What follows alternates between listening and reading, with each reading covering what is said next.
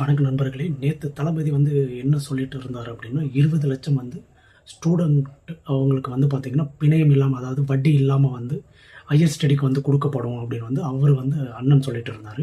இவர் இன்னொரு அண்ணன் சீமான் அவர்கள் என்ன சொல்லின்னு இருக்காரு, 20 லட்சம் என்ன இது என்ன வட்டி கடை நடத்துறீங்களா இல்லை கவர்மெண்ட் நடத்துறீங்களா நீங்கள் கொடுக்கறதுக்கு அப்படின்னாரு. இந்த கவர்மெண்ட் காலேஜ் கம்மியாக தான் இருக்குது. ப்ரைவேட் காலேஜ் நடத்துறது யார்? அண்ணன் சீமானுடைய அப்பா அம்மா ஒரு கூட்டு போனார் இல்லைங்களா, வேட்புமனு தாக்கல் பண்ணும்போது அவங்க தானே நடத்திட்டு இருக்காங்க. ஏன்னா ஃப்ரீயாக சீட் கொடுக்க போகிறது இல்லை இல்லையா. அவர் சொன்னது ஹையர் ஸ்டடி. இந்த அமௌண்ட்டெல்லாம் வச்சுட்டு ஏன் நீங்கள் ஃப்ரீயாக கொடுக்கக்கூடாதுன்னா, ஆல்ரெடி கவர்மெண்ட் காலேஜ் இருக்குது, அதை வேணால் எக்ஸ்டெண்ட் பண்ணுவார். வேறு நீங்கள் ஹையர் ஸ்டடிக்கு நீங்கள் நல்ல ஒரு ஐஏஎம்மோ ஏதோ ஒரு ஐஐடியோ விஐடியோ என்ன ஒரு படிக்கிறதுக்கு நீங்கள் போகும்போது யார் கொடுக்குவா லோன்? அது கவர்மெண்ட்டே கொடுக்குது. நீங்கள் பேங்க்கில் எத்தனை பேர் லோன் வாங்கியிருக்காங்க?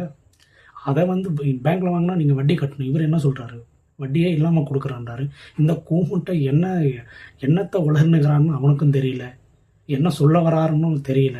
இந்த ஆள் ஏடிஎம்கே விட்டாச்சு, பிஜேபி விட்டாச்சு, எந்த மீட்டிங்னா போங்க, தளபதியை பேசாத அந்த மீட்டிங்கு தொடங்காது, முடியவும் முடியாது. ஏன்னா இந்த ஆளுக்கு என்ன வெறியன்னு தெரியல.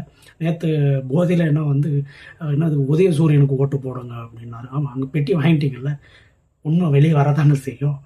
அவங்க விவசாய சின்னத்தில் நீங்கள் ஓட்டு போட வேண்டிய அவசியம் கிடையாது. அண்ணன் சொன்ன மாதிரி அங்கே இவருக்கு வர வேண்டியது வந்துடுச்சு, நீங்கள் குத்த வேண்டியது அங்கே குத்துங்க, அவ்வளோதான், முடிஞ்சு மேட்ரு. அதை தான் சொல்லிக்கிறாரு. அதாவது என்னது, போதையில் இருந்தால் தான் உண்மை எல்லோரும் உண்மையை பேசுவாங்கன்னா, அண்ணன் கரெக்டாக உண்மையை பேசியிருக்காரு. அது ஒன்றும் கிடையாது.